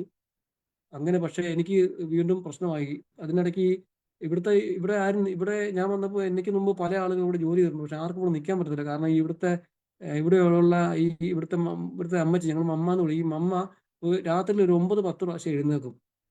അപ്പം ഞാൻ ഇവിടെ നിൽക്കുന്ന ആൾക്കാർ പകൽ മുഴുവൻ ജോലിയും ചെയ്യണം, രാത്രി ഉറങ്ങാനും പറ്റത്തില്ല. അതുകൊണ്ടാണ് ഇവിടെ ആരും നിൽക്കത്തില്ലാത്ത. അപ്പം എനിക്ക് ഉറക്കത്തിന്റെ പ്രശ്നം കൂടെ ആയിക്കഴിഞ്ഞാൽ, ഉറക്കമില്ലായ്മയും കൂടെ വന്നപ്പോൾ എൻ്റെ ഈ അസുഖം വീണ്ടും പ്രശ്നങ്ങളായി. എനിക്ക് പയ്യെ ഞാൻ നാട്ടിലുള്ളതിനേക്കാൾ ഭീകരമായ ഒരു ഡിപ്രഷനിലേക്ക് ഞാൻ പോയി. അത് ഇതുപോലെ തന്നെ നാട്ടിൽ ഞാൻ നിന്നപ്പോൾ തന്നെ എൻ്റെ മുഖത്ത് നോക്കിയാൽ എന്തോ പ്രശ്നമുള്ളതുപോലെ ഇവർക്ക് ഫീൽ ചെയ്യാൻ തുടങ്ങി. എന്നോട് ഇവർ വന്ന് ചോദിച്ചു, നിനക്ക് എന്നാ പറ്റിയെന്ന് ചോദിച്ചു. അപ്പം ഞാൻ പറഞ്ഞു, ഒന്നുമില്ല. ഇങ്ങനെ ആദ്യം പറഞ്ഞു, ഒന്നുമില്ലെന്ന് പറഞ്ഞു. കാരണം എനിക്ക് പേടിയായിരുന്നു. എനിക്ക് പ്രശ്നമെന്ന് പറഞ്ഞാൽ ഇവരെന്നെ പറഞ്ഞു വിടുമെന്ന് എനിക്കൊരു പേടിയുണ്ട്. ഇവിടുന്ന് പറഞ്ഞു വിട്ട് ഞാൻ എന്നാ ചെയ്യും? എനിക്ക് വേറെ നമ്മുടെ നാട് പോലെ, അല്ലെങ്കിൽ ഗൾഫ് പോലും അല്ല, ഒരു പരിചയക്കാരില്ല. ഒരു പരിചയക്കാരുണ്ടെങ്കിൽ തന്നെ അവരുടെ വീട്ടിൽ എന്നെ അക്കോമഡേറ്റ് ചെയ്യാനോ ഒന്നും പറ്റത്തില്ല. തന്നെ എൻ്റെ ഈ രോഗാവസ്ഥ, എനിക്ക് എൻ്റെ ഡിപ്രഷൻ ആയി കഴിഞ്ഞാൽ ഞാൻ എന്നെ അക്കോമഡേറ്റ് ചെയ്തൊക്കെ ഓർത്ത് എൻ്റെ ഡിപ്രഷൻ വീണ്ടും കൂടി. ആ സമയത്ത് ഞാൻ പ്രാർത്ഥിക്കാൻ തുടങ്ങി. കർത്താവേ, എൻ്റെ മിസ്റ്റേക്ക് എനിക്ക് മനസ്സിലായി. ഞാൻ ദൈവത്തിന്റെ അടുത്ത് നിന്ന് ഓടിപ്പോയതാണ് എൻ്റെ പ്രശ്നത്തിനെല്ലാം കാരണം. എനിക്ക് വേറെ ഒരു നിർവാഹവും. എനിക്ക് തിരിച്ചു വന്നേ പറ്റുള്ളൂ. എനിക്ക് എന്നെ തിരിച്ച് സ്വീകരിക്കണമെന്ന് പറഞ്ഞ് ഞാൻ തിരിച്ച് പ്രാർത്ഥിക്കാൻ തുടങ്ങി. ആ സമയത്താണ് ഞാൻ സൈച്ചാന്റെ നമ്പർ, എനിക്ക് സൈച്ചാന്റെ നമ്പറില്ല, ആരുടെ നമ്പറില്ല, ചർച്ചിലെ ആരുടെ നമ്പറില്ല. ഞാൻ ഗൾഫിലുള്ള ദുബായിലുള്ള നമ്മുടെ ചർച്ചിലേക്ക് മുമ്പ് വന്നുകൊണ്ടിരുന്ന ഒരു ബ്രദറുണ്ട്. ആ ബ്രദറിലേക്ക് എന്നോടൊന്ന് വിളിച്ച് ചോദിച്ചാ, ബിജു ബ്രദറെ, ബിജു ബ്രദറിന്റെ നമ്പർ ചോദിച്ചു, കൊടുക്കട്ടെ എന്ന് ചോദിച്ചു. ഞാൻ പിന്മാറ്റത്തിന്റെ മൂർധന്യാവസ്ഥയിൽ ഇരുന്നുകൊണ്ട് ഞാൻ പറഞ്ഞു കൊടുക്കണ്ടെന്ന് പറഞ്ഞു. കൊടുക്കണമെന്ന് പറഞ്ഞാൽ, കൊടുത്ത അച്ചായൻ വിളിച്ചാൽ ഞാൻ ഒന്നുകിൽ കള്ളത്തരം പറയണം. ഞാൻ കുഴപ്പമില്ല അച്ചായ, ഇങ്ങനെ പോകുന്നു, കുഴപ്പമില്ല, ചർച്ചിലൊക്കെ പോകുന്നു. അല്ലെങ്കിൽ ഞാൻ പിന്മാറ്റത്തിലാണെന്ന് പറഞ്ഞു. അത് അച്ചായന് വലിയ വിഷമമായി മാറുമെന്ന് ഉള്ള ഒരു ചിന്തയൊക്കെ എന്നെ സ്വാധീനിച്ചു. അപ്പോൾ ഞാൻ അതുകൊണ്ട് നമ്പർ കൊടുക്കണ്ടെന്ന് പറഞ്ഞു. ഞാൻ ഈ ജോസഫ് ബ്രദറിനെ തന്നെ വിളിച്ചിട്ട് പറഞ്ഞ്, എനിക്ക് സൈച്ചാന്റെ നമ്പർ തരണമെന്ന് പറഞ്ഞ് പുള്ളി എനിക്ക് അയച്ചു തന്നു. അങ്ങനെ ഞാൻ സൈച്ചാനെ ഇവിടെ വെച്ച് വിളിക്കും. ഞാൻ വിളിച്ച് എൻ്റെ ഇപ്പോഴത്തെ അവസ്ഥ ഞാൻ പറഞ്ഞു, ഞാൻ വലിയ പ്രശ്നങ്ങളോടെ പോവുകയാണ്, പ്രാർത്ഥിക്കണമെന്ന് പറഞ്ഞു. അന്നേരം സൈറ്റാൻ എന്നെ ഒരുപാട് ഭയങ്കരമായിട്ട് എന്നെ ആശ്വസിപ്പിച്ചു. ഒന്നും പേടിക്കണ്ട, ദൈവം നമ്മളോട് കൂടെയുണ്ട് മോൻ, ഒന്നും അതിഭയങ്കരമായിട്ട്, എനിക്കറിയത്തില്ല, എന്നെ ആശ്വസിപ്പിച്ചു. അതിൻ്റെ തൊട്ടടുത്ത് തന്നെ മനു ബ്രദർ എന്നെ വിളിച്ചു, ജോസ് ബ്രദർ എന്നെ വിളിച്ചു. എനിക്ക് ഭയങ്കര ഒരു സപ്പോർട്ട് കിട്ടുന്ന പോലെയായി. എനിക്കൊരു ഭയങ്കര സപ്പോർട്ട് എനിക്ക് കിട്ടി. ഞാൻ സഹിച്ചാന്ന് വെച്ചാൽ സഭയെ പറഞ്ഞ് പ്രാർത്ഥിക്കണം, എനിക്ക് റിക്കവർ ചെയ്യണം എന്ന് വെച്ചാൽ എനിക്ക് ഇവരോട് സംസാരിച്ചപ്പോൾ വീണ്ടും ഞാൻ എൻ്റെ ആ പഴയ ആത്മീയ സമയത്തെ ആ നല്ല സമയങ്ങളൊക്കെ ഞാൻ ഓർത്തു. ഒരിക്കൽ ഞാൻ ഈ സംസാരിച്ചതിന് തൊട്ടടുത്തുള്ള ഞായറാഴ്ച ഞാൻ ഈ ചർച്ചിലെ ലിങ്ക് എടുത്തിട്ട് ഓൺലൈനിൽ കയറി. അപ്പം ഞാനൊരു ഈ സ്ഥലത്തുനിന്ന് ഞായറാഴ്ച ഞാൻ വേറൊരു സ്ഥലത്തേക്ക് യാത്ര ചെയ്ത് പോവുക. ഞാൻ ഈ ട്രെയിനിൽ ഇരുന്നത് കാണുമ്പോൾ റെയിൽവേ സ്റ്റേഷൻ അടുക്കാറായി. അന്ന് സഹിച്ചാൽ സങ്കീർത്തനത്തിൽ ഒരു ഭാഗം, ഒരു ശുശ്രൂഷയുടെ സമയത്ത് യോബിന്റെ പുസ്തകത്തിൽ ഒരു ഭാഗം ഇങ്ങനെ പറഞ്ഞ് ഞാൻ ഇപ്പോഴും ഓർക്കുന്നു. പിശാച് ഇവന്റെ എല്ലാം പോകുന്നോട്ടാണ് യോബിനെ പരീക്ഷിക്കാനായിട്ട് പോയത്. പക്ഷെ അവസാനം പിശാചിന് നാണം വന്നുപോയി. കാരണം ദൈവം അല്ല ഇരട്ടിയായിട്ട് കൊടുത്തത്. അപ്പൊ ഞാനത് വഴി കൂടെ കേട്ടോണ്ട് പോവുക. അപ്പൊ എനിക്ക് ആ സമയത്തൊക്കെ എൻ്റെ ആ നഷ്ടപ്പെട്ടു പോയ ആ സമയത്ത് എനിക്ക് മറക്കാനാകാത്ത ഒരു സംഭവം, ഞാൻ ഇങ്ങനെ നോക്കുമ്പോഴത്തേക്കും ആ ചർച്ചില് ആ ശുശ്രൂഷകർ ഇരിക്കുന്ന സ്ഥലത്ത് ആളുകളെ കണ്ടപ്പോൾ എൻ്റെ കണ്ണിങ്ങനെ പൊട്ടി ഒഴുകി. അന്നേരം ഞാൻ ദൈവമേ, ഞാൻ ഇവിടുന്ന് താഴോട്ട് പോയത് ഞാൻ പെട്ടെന്ന് ഇങ്ങനെ എൻ്റെ മനസ്സിലിങ്ങനെ ഞാൻ ഓർത്തു ദൈവത്തോട്, ദൈവം ഞാൻ ഇവിടുന്ന് താഴേക്ക് വീണ് നിൽക്കുന്നു. അത്രയേറെ എനിക്ക് ഭയങ്കരമായിട്ട് വിഷമായി പോയി. അതിനുശേഷം ഞാൻ എനിക്ക് എൻ്റെ ഈ ജോലിയുടെ ഒരു പ്രശ്നം കാരണം എനിക്ക് വിളിക്കാനും അങ്ങനത്തെ ഒരു പ്രയാസങ്ങളൊക്കെ ഉണ്ട്. ഞാൻ മനുപരമായിട്ട് ഇടയ്ക്ക് വിളിക്കും. ഈ മനുപർ എന്നെ വിളിച്ചിട്ടോ ഞാൻ മനു. അപ്പൊ എന്നെ എനിക്ക് ഒന്ന് പ്രോപ്പറായിട്ട് ഈ ജോലി ചെയ്യാൻ പറ്റുന്നില്ല. ഞാൻ ഈ ജോലി ആദ്യമായിട്ട് ചെയ്യും. എനിക്ക് ഒരുപാട് മിസ്റ്റേക്ക് വരുന്നു. പല കാര്യങ്ങളും ഞാൻ മറന്നു പോകുന്നു. ഈ ഡിപ്രഷന്റെ ഒരു പ്രോബ്ലം ഉണ്ട്. എൻ്റെ മുഖത്താണെങ്കിൽ ഇത് അറിയുകയും ചെയ്യാം. അവസാനം ഇവിടുത്തെ മേഡം വന്ന് എന്നോട് പറഞ്ഞ്, നിനക്ക് എന്നെ പ്രശ്നമെന്ന് ചോദിച്ചു. അപ്പൊ ഞാൻ അവരോട് എനിക്ക് കുറച്ച് ധൈര്യമായി. ഞാൻ അവരോട് പറഞ്ഞു, മാം എനിക്ക് ഇച്ചിരി ഡിപ്രഷന്റെ പ്രോബ്ലം ഉണ്ട്. അത് എനിക്ക് ഉറങ്ങാത്തത് കൊണ്ട് എനിക്ക് ഭയങ്കര പ്രയാസമാണെന്ന് പറഞ്ഞപ്പോഴത്തേക്കും ആ പുള്ളിക്കാരത്തി പറഞ്ഞ്, സോറി ബിജു, നീ വേറെ ജോലി നോക്ക്, എനിക്ക് നിന്നെ ഇവിടെ നിർത്താൻ പറ്റത്തില്ലെന്ന് പറഞ്ഞു. എനിക്ക് എൻ്റെ മാതാപിതാക്കളെ നിന്നെ ഏൽപ്പിക്കാൻ ബുദ്ധിമുട്ടാന്ന് പറഞ്ഞു. അപ്പൊ എനിക്ക് ഭയങ്കര പ്രശ്നമായി. കാരണം ഞാൻ എങ്ങോട്ട് പോകാനാ. എന്നാലും ഞാൻ അവരോട് ഇങ്ങനെ പറഞ്ഞു, മാഡം എനിക്ക് ഡിപ്രഷൻ ആണെന്ന് ഞാൻ പറഞ്ഞിട്ടല്ലേ നിങ്ങൾ അറിഞ്ഞത്. ഞാനത് പറയാതിരുന്നെങ്കിൽ നിങ്ങൾ അറിയത്തില്ലല്ലോ. അപ്പം ഞാനത് പറഞ്ഞത് എനിക്ക് ബോധമുള്ളതുകൊണ്ടാണ് ഞാൻ പറഞ്ഞത്. എനിക്ക് ഇവരെ കെയർ ചെയ്യാൻ പറ്റാത്ത ഒരു നിലയിലേക്ക് ഞാൻ മാറിയാൽ ഞാൻ ഉറപ്പായിട്ടും നിങ്ങളോട് പറഞ്ഞിട്ടുണ്ട്, ഇത് പൊക്കളാന്ന് പറഞ്ഞു. പക്ഷെ ആ മറുപടിയിൽ പുള്ളിക്കാരത്തിക്ക് സംതൃപ്തി വന്നില്ല. ഇല്ലില്ലെന്നും തലയിങ്ങനെ ആട്ടിയിട്ട് നിഷേധ രീതിയിൽ തലയാട്ടിക്കൊണ്ട് പുള്ളിക്കാരത്തി പോയി. പക്ഷെ പുള്ളിക്കാരത്തിന്റെ ഹസ്ബൻഡ് എനിക്ക് വേണ്ടി റെക്കമെൻഡ് ചെയ്തു. അവൻ നിൽക്കട്ടെന്ന് പറഞ്ഞ് റെക്കമെൻഡ് ചെയ്തു. അപ്പൊ ഞാൻ ഈ ചർച്ചിലെ സഹോദരന്മാരുമായിട്ടുള്ള കൂട്ടായ്മ, അന്നേരം ഞാനിങ്ങനെ അത് കൂടാതെ എനിക്ക് ഇവിടുന്ന് പോകണമെന്നുണ്ട്. വേറെ ജോലി കിട്ടി എനിക്ക് പോകണമെന്ന് ആഗ്രഹമുണ്ട്. കാരണം അതുപോലെ ബുദ്ധിമുട്ടാണ് ഇവിടെ. ഒരിക്കൽ എന്നോട് മനു പ്രാർത്ഥിച്ചിട്ട് പറഞ്ഞു, ബിജു ബ്രദറിന് ആ വീട്ടിൽ നിന്ന് ഒരു സമ്മാനം തരുന്നതായിട്ട് ദൈവം എന്നെ കാണിക്കുന്നെന്ന് പറഞ്ഞു. അപ്പൊ ഞാനത് വിശ്വസിച്ചു. കാരണം എനിക്ക് മനുഭവമായിട്ട് മുമ്പേ ആത്മീയ ബന്ധമുണ്ട്. മനുഭവ ആരാധന എനിക്കറിയാം. അപ്പൊ ഞാൻ അത് വിശ്വസിച്ച് ഞാനൊരു എൻ്റെ ഡയറിയിൽ എഴുതി വെച്ചു. അത് എന്ത് സമ്മാനം എന്താണെന്നൊന്നും എനിക്കറിയില്ല. അവിടുന്ന് അപ്പൊ അത് വാങ്ങിച്ചിട്ട് പോയാൽ മതി എന്നുള്ള ആശയത്തിലാണ് ഞാൻ പോകാൻ വേണ്ടി നിൽക്കുന്നത്. എനിക്ക് വേറെ ജോലി കിട്ടിയാൽ പോയേക്കാന്നുള്ള രീതിയിൽ ഞാൻ നിൽക്കുന്നു. പക്ഷെ അവിടുന്ന് ദൈവം ഒരു സമ്മാനം തരുന്നതായിട്ട് എന്നെ കാണിക്കുന്നെന്ന് പറഞ്ഞ് ഞാനത് വിശ്വസിച്ചു. ഞാൻ എഴുതി വെച്ചു. അതിനുശേഷം ഞാൻ ഇവിടെ ഇങ്ങനെ പോകുന്ന സമയത്ത് എൻ്റെ ഇവിടെ ഈ മകൾക്ക് എന്നോട് അത്ര താല്പര്യമില്ല. കാരണം അവർക്ക് എന്നെ ഒരു സംശയത്തോടെ അവർ നോക്കുന്നത്. എന്തെങ്കിലും പ്രശ്നം വരുമോ, പപ്പാനെ എന്നെ ശരിക്കും നോക്കിയില്ല, എന്ത് സംഭവിക്കുന്നൊക്കെ അവർക്കൊരു വിഷമമുണ്ട്. അങ്ങനെ ഇരിക്കുന്ന സമയത്താണ് ഇവിടെ ഈ 2ാം ഘട്ട കോവിഡ് വരുന്നത്. ഈ കോവിഡിന്റെ സമയത്ത് അപ്പൊ ആ സമയത്ത് ഞാൻ നിരന്തരമായിട്ട് പ്രാർത്ഥിക്കാൻ തുടങ്ങി. ഞാൻ പഴയ ആത്മീയ ഒരു അന്തരീക്ഷത്തിലേക്ക് വരാനുള്ള ഒരു ഉത്സാഹം എൻ്റെ മനസ്സിലുണ്ട്. ഞാൻ എപ്പോഴും ബൈബിൾ വായിക്കും, എപ്പോഴും ഞാൻ പ്രാർത്ഥിക്കാൻ തുടങ്ങും. അപ്പൊ ഇവരെപ്പോഴും വരുമ്പോൾ ഇവര് വരുന്ന ഞാൻ അറിയത്തില്ല. ഇവര് കയറി വന്ന് വാതിൽ തുറന്നിട്ട് കയറും. അന്നേരത്തേക്ക് ഞാൻ ചിലപ്പോൾ മുട്ട പ്രാർത്ഥിക്കുമായിരിക്കും. അപ്പം അങ്ങനെ ഞാൻ പ്രാർത്ഥിക്കാൻ തുടങ്ങി. പക്ഷെ ഞാൻ പ്രാർത്ഥിക്കാൻ തുടങ്ങിയപ്പോഴത്തേക്ക് ഇവരെന്നെ പള്ളി വിളിച്ചു. അപ്പൊ ഞാൻ പറഞ്ഞു, ഇല്ല, ഞാൻ ഇവിടെ ഇവാഞ്ചലിസ്റ്റ് എന്നാ അറിയപ്പെടുന്നത്. പ്രൊട്ടസ്റ്റന്റ് വിഭാഗങ്ങളെ ഇവാഞ്ചലിക്കൽ ചർച്ചകാരെന്നാണ് പറയുന്നത്. എല്ലാവരും പെന്തക്കോസ് എല്ലാവരെയും. അപ്പൊ ഞാൻ ഇവിടെ അടുത്ത ഇവാഞ്ചലിസ്റ്റ് ചർച്ച ഉണ്ടോ, ഞാൻ ഇവാഞ്ചലിസ്റ്റ് ചർച്ചിലേക്ക് പോകുള്ളൂ പറഞ്ഞു. അപ്പൊ അവർക്ക് എന്നോട് കുറച്ചും കൂടെ ദേഷ്യമായി. അങ്ങനെ ഈ കോവിഡ് വന്നു. കോവിഡിന്റെ 2ാം ഘട്ടം വന്നപ്പോൾ ഇവിടുത്തെ ഞാൻ കെയർ ചെയ്യുന്ന അമ്മച്ചിക്ക് 91 വയസ്സും അപ്പച്ചന് 88 വയസ്സും ഉണ്ട്. അപ്പൊ ഇവർക്ക് ഈ കോവിഡിന്റെ ഭീകരത അറിഞ്ഞ ഒരു രാജ്യമാണല്ലോ ഇറ്റലി. അപ്പൊ ഇവർക്ക് ഭയങ്കര പേടിയായി. ഇവർക്ക് 2 പേർക്കും വന്നാൽ എന്നാ ചെയ്യും. ഇവർക്ക് അപ്പനോടും അമ്മയോടും ഒക്കെ സ്നേഹം ഉണ്ടെങ്കിലും ഇങ്ങനെ ഈ ഡെഡിക്കേഷൻ ഒക്കെ കുറവ്. അതായത് അവരുടെ ആരോഗ്യത്തെ ബാധിക്കുന്ന കാര്യങ്ങളൊന്നും അവർ ചെയ്യത്തില്ല. സ്നേഹവും ഒരുപാടുണ്ട്. അപ്പൊ ഇവർക്ക് പേടിയായി. ഞാൻ ഒന്നാമത് ഇവരെന്നോട് ഒത്തിരി റഫായിട്ട് ഇടപെടുന്നതുകൊണ്ട് ഞാൻ ഇട്ടിട്ട് പോകുമെന്നുള്ളൊരു സംശയം ഇവരുടെ മനസ്സിൽ അങ്ങനെ ഉണ്ടായി. പക്ഷെ ഞാൻ ആ സമയത്ത് പോയില്ല. ഞാൻ ദൈവത്തോട് പറഞ്ഞു, കർത്താവേ, ഞാൻ ഒന്നാമത് ഇച്ചിരി പ്രശ്നത്തിലിരിക്കുക, എന്നെ സഹായിക്കണം, എനിക്ക് കോഡ് വരുത്തരുത് എന്ന് പറഞ്ഞ് ഞാൻ പ്രാർത്ഥിക്കാൻ തുടങ്ങി. അപ്പൊ ഞാൻ ഈ ഈ രോഗമുള്ള രണ്ടുപേരെ കെയർ ചെയ്യണം, ഇവരെ ടോയ്ലറ്റിൽ കൊണ്ടുപോയി ഇവരുടെ ടോയ്ലറ്റിൽ എല്ലാ കാര്യങ്ങളും ചെയ്യണം. ഏം, ഇവരുടെ ഒരു റൂമിലാണ് ഞങ്ങൾ കിടക്കുന്നത്. ഒരു റൂമിലാണ് ഞങ്ങൾ എല്ലാവരും കിടന്ന് ഉറങ്ങുന്നത്. ഇവരെ കെയർ ചെയ്യാൻ വേണ്ടി വേറെ റൂമും ഒക്കെ ഉണ്ടെങ്കിൽ അവർ ഇല്ല, അവരുടെ കൂടെ തന്നെ കിടക്കണമെന്ന് പറഞ്ഞ് ഞാൻ അവിടെ കിടക്കുന്നത്. അപ്പോൾ എനിക്ക് ഭയങ്കര പ്രശ്നമായി. കാരണം ഈ കോവിഡ് പകരുന്ന എങ്ങനെയാണെന്ന് നമുക്കറിയാമല്ലോ. പക്ഷെ ഞാൻ ദൈവത്തിൽ ആശ്രയിച്ച് പ്രാർത്ഥിക്കാൻ തുടങ്ങി. അപ്പം ഇവര് എല്ലാ ദിവസവും 2 ദിവസം കൂടുമ്പോൾ ഒന്ന് കോവിഡ് ടെസ്റ്റ് ചെയ്യും. അപ്പം ഈ അപ്പനും അമ്മയ്ക്കും കോവിഡ് വന്നു, മക്കൾക്ക് എല്ലാവർക്കും വന്നു. അപ്പോൾ എനിക്ക് മാത്രം കോവിഡ് വന്നില്ല. ഇവരെ വന്ന് പരിശോധിക്കും, എനിക്ക് കോവിഡ് വരുന്നില്ല. അപ്പോൾ ആദ്യത്തെ ദിവസങ്ങളൊക്കെ പറഞ്ഞ് ഇവർ പറഞ്ഞാൽ, നീ ഇന്ത്യക്കാരനായതുകൊണ്ട് നിനക്ക് റെസിഡൻസ് പ്രതിരോധശേഷി കൂടുതലായതുകൊണ്ട് നിനക്ക് വരാത്തത് എന്ന് പറഞ്ഞ്, അടുത്ത ദിവസം നിനക്കും വന്നോളൂ, നീ പപ്പായുടെയും അമ്മയുടെയും കൂടെയല്ലേ കിടക്കുന്നത്, നിനക്കും വന്നോളൂ എന്ന് പറഞ്ഞു. അങ്ങനെ പറഞ്ഞ് 7 പ്രാവശ്യം എന്നെ പരിശോധിച്ചു. എനിക്ക് 7 പ്രാവശ്യവും എനിക്ക് നെഗറ്റീവായി. എനിക്ക് നെഗറ്റീവായിരുന്നു. ഇവർക്ക് എല്ലാവർക്കും കോവിഡ് വരികയും ചെയ്തു. അപ്പം ആ സമയത്ത് ഇവർക്ക് കുറച്ച് ഇവര് അന്യോന്യം ചോദിക്കുന്നത്, ഇവൻ എന്നാ വരാത്തതെന്ന് ചോദിച്ചപ്പോൾ ഞാൻ മിക്കവാറും പ്രാർത്ഥിക്കുന്നത് കാണുന്ന ഇവരുടെ ഹസ്ബൻഡായിരുന്നു. അപ്പോൾ അയാള് അവരോട് പറഞ്ഞ്, ഹീസ് എ പ്രേയർമാൻ എന്ന് പറഞ്ഞ്, അവൻ പ്രാർത്ഥന കാണുന്നുണ്ടെന്ന് പറഞ്ഞു.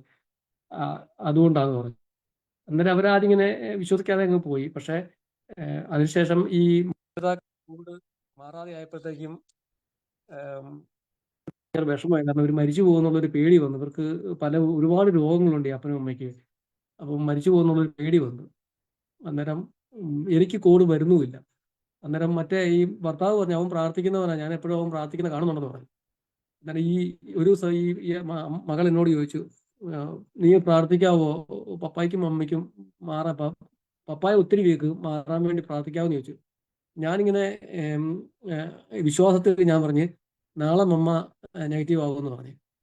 അപ്പം എന്നിട്ട് ഞാൻ പ്രാർത്ഥിച്ചു, കർത്താവേ, ഞാനിങ്ങനെ വിശ്വാസത്താൽ പറഞ്ഞ, കാരണം എനിക്ക് ആ സമയത്ത് നമ്മൾ ആത്മീയ അധികാരത്തിലൊന്നും ഇതൊന്നും പറയാനുള്ള ഒരു ആത്മധൈര്യമൊന്നും എനിക്കില്ല. കാരണം ഞാൻ ഈ പിന്മാറ്റത്തിൽ നിന്ന് ഇങ്ങനെ ദൈവത്തിന്റെ കരുണയാൽ മടങ്ങി വരാനായിട്ട് ശ്രമിച്ചുകൊണ്ടിരിക്കുന്ന ഒരാളെന്ന രീതിയിൽ എങ്കിലും ഞാൻ വിശ്വാസത്താൽ പറഞ്ഞ്, പിറ്റേ ദിവസം അവര് അമ്മച്ചീനെ പരിശോധിച്ച് അമ്മച്ചി നെഗറ്റീവായി. ആയപ്പോൾ അവർക്ക് ഭയങ്കര സന്തോഷമായി. അതിന്റെ അടുത്ത ദിവസം എന്നോട് ചോദിച്ചു, നീ പപ്പായ്ക്ക് വേണ്ടി പ്രാർത്ഥിക്കാമെന്ന് ചോദിച്ചു. ഞാൻ പറഞ്ഞു, പപ്പ നാളെ നെഗറ്റീവ് ആകുമെന്ന് പറഞ്ഞു. അതിന്റെ അടുത്ത ദിവസം പപ്പായും നെഗറ്റീവായി. എനിക്ക് ഭയങ്കര സന്തോഷമായി. കർത്താവ് എന്നെ കൈവിട്ടിട്ടില്ലല്ലോ, കർത്താവ് ശരിക്കും എന്നോട് ഞാൻ അകന്നു പോയെങ്കിലും കർത്താവ് അകന്നിട്ടില്ലല്ലോ എന്നുള്ളൊരു സന്തോഷം എൻ്റെ ഹൃദയത്തിൽ വന്നു. അതിന്റെ അടുത്ത ദിവസം അപ്പുറത്തെ വീട്ടിലായി മകൾ താമസിക്കുന്നത്. അപ്പുറത്തെ വീട്ടിലെ ബാൽക്കണിയിൽ നിന്നുകൊണ്ട് അവരെന്നോട് ചോദിച്ചു, ബിജു, ഞാൻ ഇന്നും പോസിറ്റീവാ എന്ന് പറഞ്ഞ്. ഞാൻ അവരോട് പറഞ്ഞു, നാളെ നെഗറ്റീവ് ആകുമെന്ന് പറഞ്ഞു. അവര് ഓക്കെ, അങ്ങനെ നിന്റെ പ്രാർത്ഥന ദൈവം കേൾക്കട്ടെ എന്ന് പറഞ്ഞ് പിറ്റേ ദിവസം അവര് പരിശോധിച്ചിട്ട് അവരും നെഗറ്റീവായി. അവർക്ക് മൊത്തത്തിൽ എന്നോടുള്ള മുൻധാരണകളൊക്കെ അവരുടെ മാറി. കർത്താവ് അവരുടെ ഹൃദയത്തെ മാറ്റി എന്നോട് ഭയങ്കരമായ സ്നേഹം കാണിക്കാൻ തുടങ്ങി.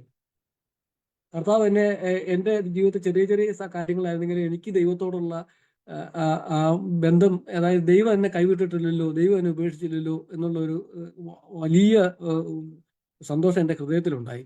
അപ്പം ഞാൻ കർത്താവിന് നന്ദി പറഞ്ഞ്, അതിന് അടുത്ത ദിവസങ്ങളിൽ അവര് എന്നോട് ചോദിച്ചു, നീ ഇവിടുന്ന് പോകാതിരിക്കാൻ വേണ്ടി ഞങ്ങൾക്ക് എന്നാ ചെയ്യാൻ പറ്റുമെന്ന് ചോദിച്ചു. അന്നേരം ഞാൻ പറഞ്ഞ്, എനിക്ക് അറിയത്തില്ല, ഞാൻ ഇവിടെ ലീഗൽ വിസയിലല്ല നിൽക്കുന്നത്. അവർ ചെന്ന് ഈ ഇമിഗ്രേഷൻ ഓഫീസിൽ ചെന്ന് ചോദിച്ചു, ഞങ്ങളുടെ ഒരു ജോലിക്കാരനെ ഞങ്ങൾ സ്ഥിരമാക്കാൻ എന്നാ ചെയ്യണമെന്ന് ചോദിച്ചപ്പോൾ അവർ പറഞ്ഞ്, ഇറ്റലിയിൽ വർഷത്തിൽ ഒരു പ്രാവശ്യം ഈ ഫ്ലൂസി എന്ന് പറഞ്ഞൊരു വിസ ഇറങ്ങും, ഒരു വർഷത്തിൽ ഒരു പ്രാവശ്യം ഇറങ്ങും. അന്നേരം മാത്രമേ ഇറ്റലിയിലോട്ട് ആളെ കൊണ്ടുവരാൻ പറ്റുള്ളൂ. അത് എല്ലാ കാറ്റഗറിയിലും ഇല്ല, ചില വളരെ 4-5 കാറ്റഗറിയിലുള്ള ആളുകളെ മാത്രമേ കൊണ്ടുവരാൻ പറ്റുള്ളൂ. പക്ഷേ ഈ വീട്ടുജോലിക്കാരെയും ഈ കെയർ ടേക്കർമാരെയൊക്കെ കൊണ്ടുവരാൻ പറ്റും. അങ്ങനെ അപേക്ഷിക്കാൻ പറ്റുമെന്ന് പറഞ്ഞ് എനിക്ക് വേണ്ടി അങ്ങനെ അപേക്ഷിക്കാൻ നോക്കിയപ്പോൾ തന്നെ പറഞ്ഞു, ഇല്ല, ഇവിടെ ഓൾറെഡി ഇറ്റലി ഇല്ലീഗലായിട്ട് നിൽക്കുന്ന ഒരാൾക്ക് വേണ്ടി അങ്ങനെ അപേക്ഷിക്കാൻ പറ്റത്തില്ല, വിസ കിട്ടത്തില്ല. അഥവാ വിസ കിട്ടിയാൽ തന്നെ അവൻ തിരിച്ചു വരാൻ പറ്റത്തില്ല, നാട്ടിൽ പോയി തിരിച്ചു വരാൻ പറ്റത്തില്ല, അത് പോസിബിൾ അല്ലെന്ന് പറഞ്ഞു. അന്നേരം അവർ ചോദിച്ചു, ഇനി എന്നാ ചെയ്യുമെന്ന് ചോദിച്ചു. അന്നേരം അവർ അവിടുന്ന് പറഞ്ഞു കൊടുത്തു, അവന് ഭാര്യ ഉണ്ടെങ്കിൽ അവൻ്റെ ഭാര്യയ്ക്ക് ഒരു വിസ കൊടുത്താൽ ആ ഭാര്യനെ പ്രോപ്പർ വിസയെ കൊണ്ടുവന്നിട്ട് അവനെ ഡിപ്പെൻഡന്റ് വിസയിലോട്ട് മാറ്റാമെന്ന് പറഞ്ഞു. സ്തോത്രം. അപ്പം അങ്ങനെ എൻ്റെ ഭാര്യയ്ക്ക് ഇവർ ഈ വിസയ്ക്ക് അപേക്ഷിച്ചു. ആകെ 9,000 കോട്ടായേ ഉള്ളൂ, ഇന്ത്യക്കേ ഉള്ളൂ. ലോകത്തിലുള്ള എല്ലായിടത്തും ഏത് രാജ്യക്കാർക്കും ഈ വിസയ്ക്ക് അപ്ലൈ ചെയ്യാം, ഓൺലൈൻ വഴി അപ്ലൈ ചെയ്യാം. അതാത് രാജ്യങ്ങൾക്ക് കോട്ട കൊടുത്തിട്ടുണ്ട്. ആകെ 9,000 കോട്ടയേ ഉള്ളൂ, ഇന്ത്യക്കേ ഉള്ളൂ. ഇന്ത്യയിൽ ഈ 9,000 കോട്ടയിൽ 3 ലക്ഷം പേരും 4 ലക്ഷം പേരും ഒക്കെ അപേക്ഷിക്കുന്നത്. അപ്പൊ ഇത് കിട്ടുമെന്ന് യാതൊരു പ്രതീക്ഷയില്ല. ഓഫീസിലെ അവർ തന്നെ പറഞ്ഞത് കിട്ടും, ഇത് ലോട്ടറി പോലെയാ, കിട്ടുമെന്നൊന്നും പ്രതീക്ഷയൊന്നുമില്ല എന്ന് പറഞ്ഞു. പക്ഷേ എനിക്ക് ഭയങ്കര വിശ്വാസമായിരുന്നു കിട്ടുമെന്ന്. കാരണം ഞാൻ അന്നേരം എന്നോട് ഈ മനുഭവം പറഞ്ഞ ദൈവത്തിന്റെ ആലോചനയൊക്കെ ഞാൻ എൻ്റെ ഹൃദയത്തിൽ ഇങ്ങനെ പെട്ടെന്ന് ബ്രൈറ്റ് ചെയ്തു വന്നു. അപ്പൊ എനിക്ക് നല്ല വിശ്വാസമായി. ഞാൻ പറഞ്ഞു, എന്നോട് അവർ വന്ന് പറഞ്ഞു, ബിജു ഞങ്ങൾ ചെയ്തിട്ടുണ്ട്, പക്ഷെ കിട്ടുമെന്ന് ഉറപ്പൊന്നുമില്ല, കാരണം ഇതൊരു ലോട്ടറിയാണെന്ന് അവർ പറയുന്നതെന്ന് പറഞ്ഞു. ഞാൻ പറഞ്ഞു ഇത് കിട്ടുമെന്ന് പറഞ്ഞു, ഞാൻ പ്രാർത്ഥിക്കുന്നുണ്ട് കിട്ടുമെന്ന് പറഞ്ഞു. ഓക്കെ, നീ പ്രാർത്ഥിക്കാൻ പറഞ്ഞു. അങ്ങനെ ദൈവത്തിന്റെ കൃപയാൽ, ദൈവത്തിന്റെ അത്ഭുതം, എൻ്റെ വൈഫിന് ഈ 3-4 ലക്ഷം പേര് അപേക്ഷിച്ചതിനകത്തൊന്ന് ലോട്ടറി അടിക്കുന്നത് പോലെ ദൈവം ആ വിസ തരാൻ ഇടയായി. അങ്ങനെ അവള് എൻ്റെ കൂടെ ഇപ്പോൾ ഉണ്ട്. ഞാൻ സമയം കഴിയുന്നുണ്ട്, വേഗത്തിൽ നിർത്താം. സ്തോത്രം. അപ്പൊ ഞാൻ ഒരു വാക്യം വായിക്കാം.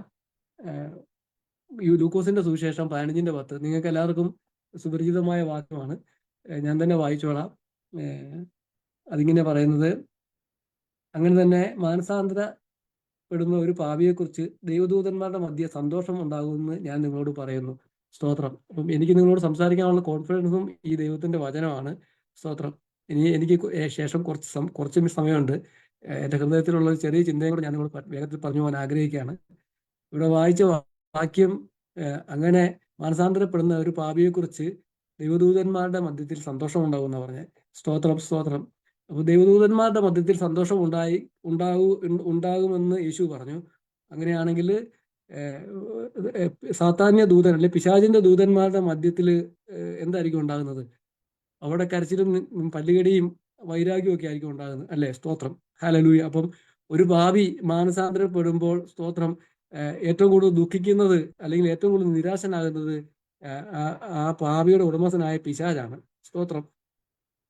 അങ്ങനെ സ്തോത്രം. ഞാൻ ആ കാര്യം ഞാൻ ഇവിടെ വന്നതിന് ശേഷം എൻ്റെ പ്രശ്നത്തിലൊക്കെ ഈ ഭാഗങ്ങളൊക്കെ ഞാൻ പല പ്രാവശ്യം വായിച്ചു. ഈ അപ്പന്റെ സ്നേഹവും, അപ്പം വന്ന് കെട്ടിപ്പിടിച്ചതും ഉമ്മ വെച്ചതും, തിരിച്ച് അവനെ മകനായിട്ട് അംഗീകരിച്ചതും അധികാരം കൊടുത്തതും, നിങ്ങൾക്ക് എല്ലാവർക്കും ആ ഭാഗം എല്ലാം അറിയാം. സ്തോത്രം. പക്ഷേ എൻ്റെ ഒരു പ്രെയർ റിക്വസ്റ്റ് ആയിട്ട് ഞാൻ ഈ പറയുന്നത്, ഒരു മെസ്സേജ് ആണോ എന്ന് എനിക്കറിയില്ല. സ്തോത്രം. ഞാനൊരു പ്രെയർ റിക്വസ്റ്റ് ആയിട്ടാണ് പറയുന്നത്. ഒന്ന്, ഞാനൊരു കാര്യം പറയാം. ഒന്ന്, എനിക്ക് തോന്നുന്ന ഒരു 8-9 മാസമെങ്കിലും ആയിട്ടുണ്ട് ഞാൻ സൈച്ചാനെ കാട്ട് വിളിക്കുമ്പോൾ സൈച്ചാൻ എന്നോട് സാക്ഷ്യം പറയുമ്പോഴത്തേക്കും ഞാൻ പറയാന്നൊക്കെ പറഞ്ഞു. പക്ഷെ എനിക്ക് അതിശയകരമായ രീതിയിൽ എനിക്കിത് പറയാൻ പറ്റാതെ പോകുന്ന ചില ചിന്തകളൊക്കെ എൻ്റെ മനസ്സിലേക്ക് വന്നു. സ്തോത്രം. അതിങ്ങനെയാണ്. എന്നോട് എൻ്റെ ഉള്ളിൽ ഇങ്ങനെ ഉണ്ടായ ചിന്ത, ഞാൻ ഈ പറയുന്ന സാക്ഷി അത്ര ഒരു ഗ്ലാമർ സാക്ഷിയല്ല. സ്തോത്രം.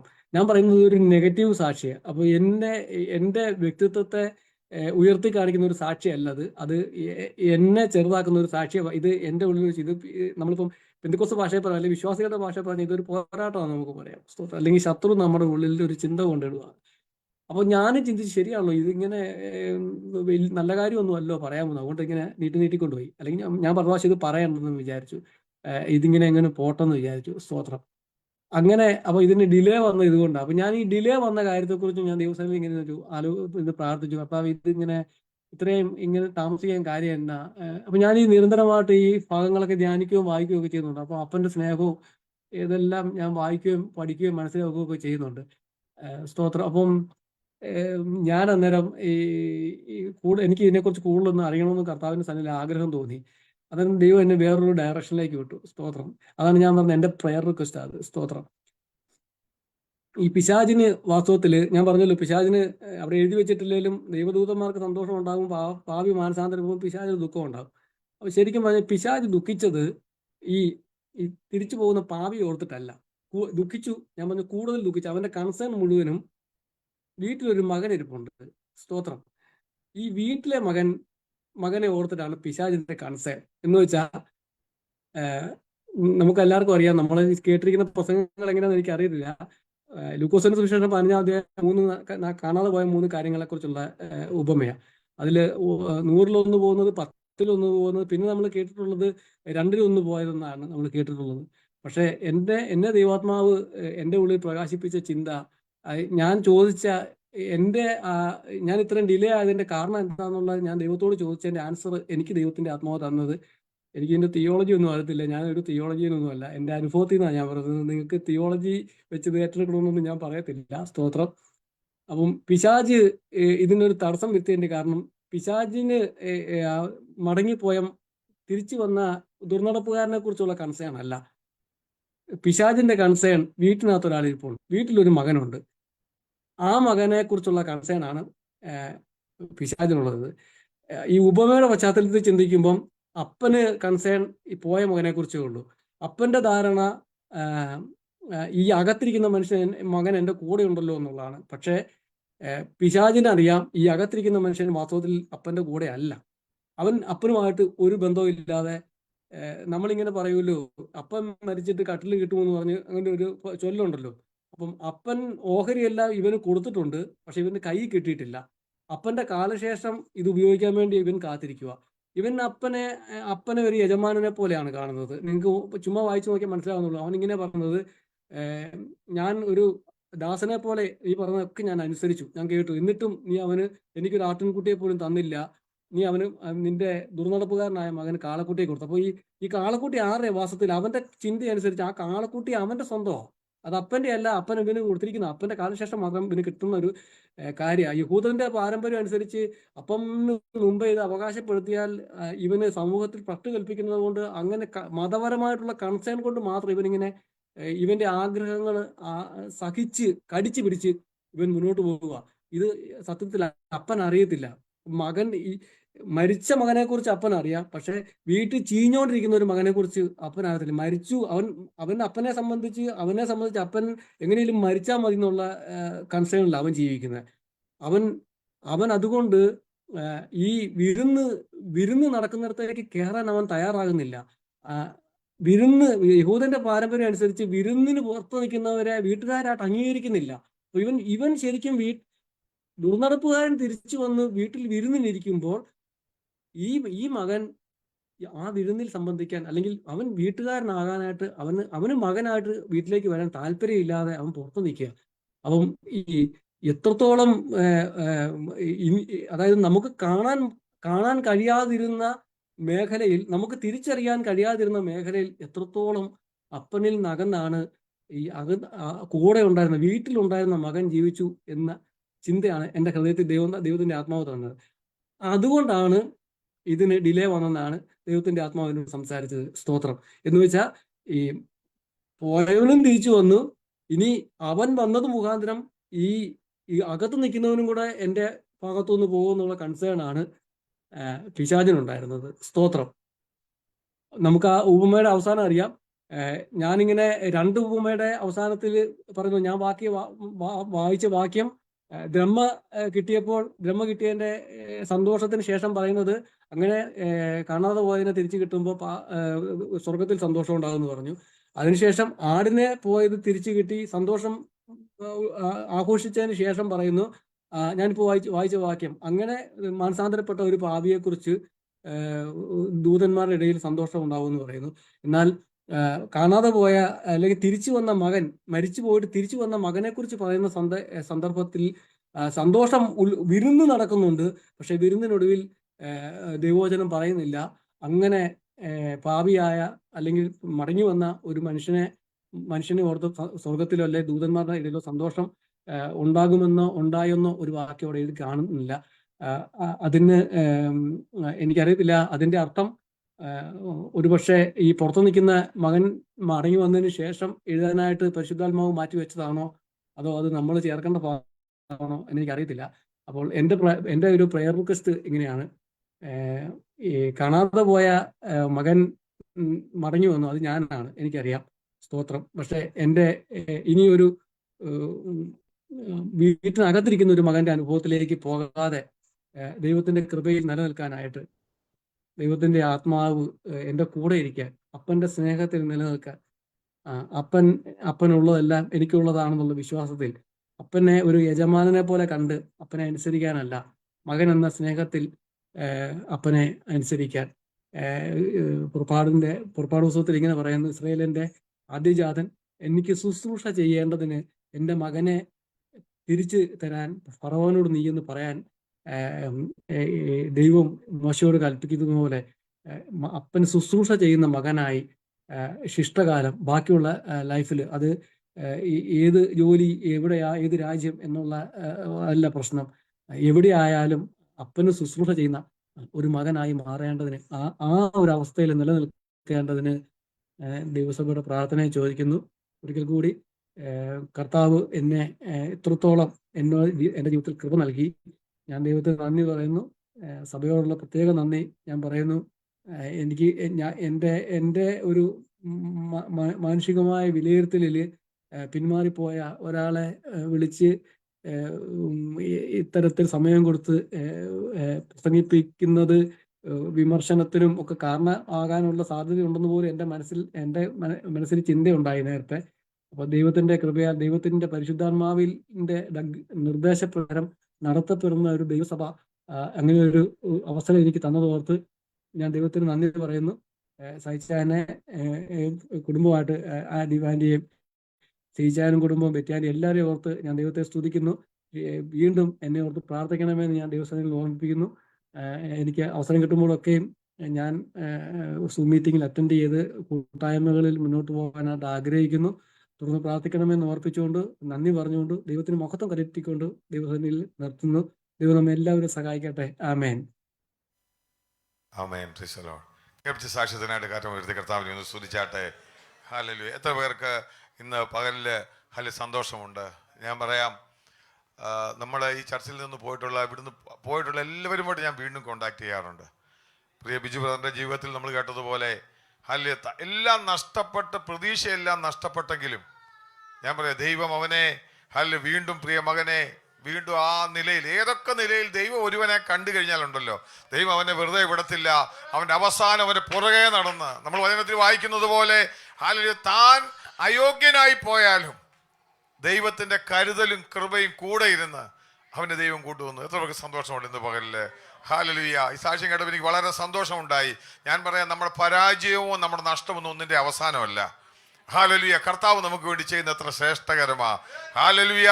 പ്രിയമാൻ താൻ പറഞ്ഞതുപോലെ ഈ കഴിവുണ്ടെന്ന് പോലും അറിയത്തില്ല, എന്താണെന്നറിയാമോ, പ്രാർത്ഥിക്കാൻ. പക്ഷെ തൻ്റെ ആവശ്യത്തിന്റെ പുറത്ത് ദൈവം പ്രവർത്തിച്ചത് എത്ര ശക്തമായിട്ടാണെന്നറിയാമോ?